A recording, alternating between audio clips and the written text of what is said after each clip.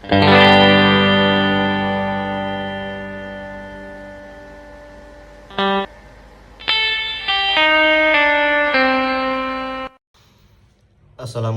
warahmatullahi wabarakatuh. Perkenalkan, nama saya Muhammad Ripen Soki Ramadan dengan NIM 2311170043. Di sini saya ingin mengerjakan tugas UTS dari Bapak. Dan juga saya akan menjawab 5 pertanyaan. Nomor 1, jelaskan apa yang dimaksud dengan epistemologi Islam. Epistemologi Islam adalah cabang filsafat yang mempelajari teori pengetahuan dalam konteks ajaran Islam. Ini mencakup berbagai aspek seperti sumber pengetahuan, metode memperoleh pengetahuan, dan kriteria untuk membedakan antara pengetahuan yang benar dan salah. Dalam epistemologi Islam, sumber utama pengetahuan terdiri dari Al-Quran, hadis, akal, dan pengalaman. Penekanan juga diberikan pada pentingnya wahyu sebagai sumber pengetahuan yang paling tinggi. Epistemologi Islam berusaha untuk memahami bagaimana pengetahuan dapat diperoleh dan diterapkan dalam kehidupan sehari-hari, serta bagaimana dapat memandu umat Islam dalam memahami dunia dan eksistensi mereka. Dengan demikian, epistemologi Islam tidak hanya menekankan aspek teoritis tetapi juga aplikatif dalam konteks moral dan etika sesuai dengan ajaran Islam. Nomor 2, apa yang Anda ketahui tentang sejarah perkembangan dan ruang lingkup studi Islam?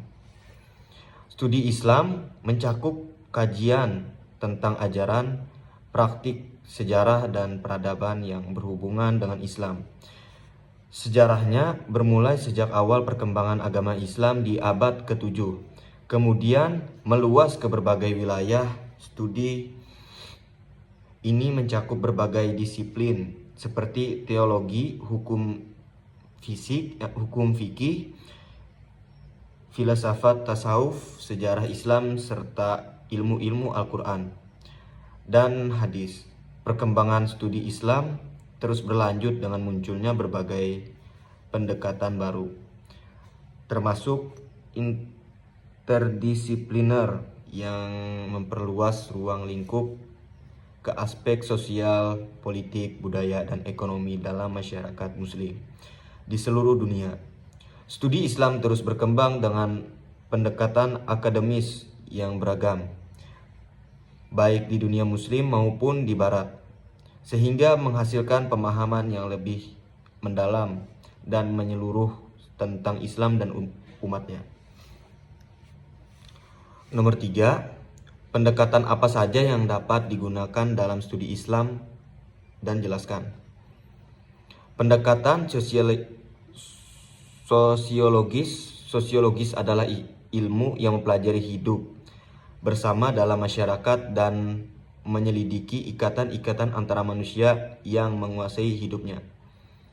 Pentingnya pendekatan sosiologi dalam memahami agama dapat dipahami karena banyak sekali ajaran agama yang berkaitan dengan masalah sosial. Pendekatan historis, melalui pendekatan sejarah ini, seseorang diajak untuk memasuki keadaan yang sebenarnya berkenaan dengan penerapan suatu peristiwa, kejadian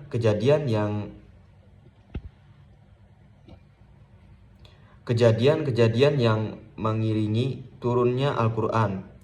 Tujuan pendekatan historis adalah untuk membuat rekonstruksi masa lampau secara sistematis dan objektif, dengan memverifikasi bukti-bukti untuk menegakkan fakta dan memperoleh kesimpulan yang kuat. Pendekatan antropologis, melalui pendekatan ini agama tampak lebih akrab dan dekat dengan masalah-masalah yang dihadapi manusia, dan berupa menjelaskan dan memberikan jawaban. Pendekatan antropologi dalam memahami agama dapat dikatakan sebagai salah satu upaya dalam memahami agama, dengan melihat wujud praktik keagamaan yang tumbuh dan berkembang dalam masyarakat. Pendekatan psikologis adalah pendekatan yang menggunakan cara pandang ilmu psikologi, yakni pendekatan yang melihat kajian pada jiwa manusia. Pendekatan normatif adalah studi Islam yang memandang masalah dari sudut legal, formal, atau normatif. Maksud legal formal adalah hubungan dengan halal dan haram, boleh atau tidak, dan sejenisnya. Sementara normatif adalah seluruh ajaran yang terkandung dalam nasah. Dengan demikian, pendekatan normatif mempunyai cakupan yang sangat luas. Kemudian yang nomor 4, jelaskan apa yang Anda ketahui tentang metodologi memahami Al-Quran.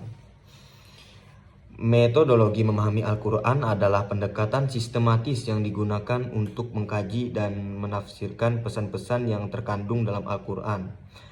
Beberapa metode utama meliputi tafsir bil ma'thur, yaitu memahami ayat-ayat melalui penjelasan nabi, sahabat, dan tabi'in, serta tafsir bil rai yang menggunakan akal dan penalaran untuk memahami makna teks berdasarkan konteks, sejarah, dan kebahasaan. Selain itu, terdapat metode tafsir tematik yang mengelompokkan ayat-ayat berdasarkan tema tertentu untuk memahami konsep yang spesifik, dan tafsir sufistik yang menekankan pemahaman esoteris atau batiniah. Kemudian yang nomor 5, jelaskan apa yang Anda ketahui tentang metodologi memahami hadis. Metodologi memahami hadis melibatkan beberapa langkah utama: verifikasi otentisitas, takhrij, menilai keaslian hadis melalui sanad, rantai perawi, dan matan atau isi. Pemahaman kontekstual, memahami hadis dalam konteks historis, sosial, dan budaya saat disampaikan. Analisis bahasa, mengkaji makna bahasa Arab yang digunakan termasuk kosakata, tata bahasa, dan retorika.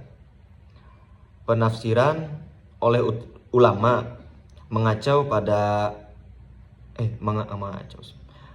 pada pandangan ulama atau mazhab dalam memahami maksud hadis. Relevansi dengan Al-Quran, memastikan hadis sesuai dengan ajaran Al-Quran dan tidak bertentangan. Oke, sekian dari saya. Saya mohon maaf oleh banyak kekurangan saya. Wabillahi wal taufiq wal hidayah. Assalamualaikum warahmatullahi wabarakatuh.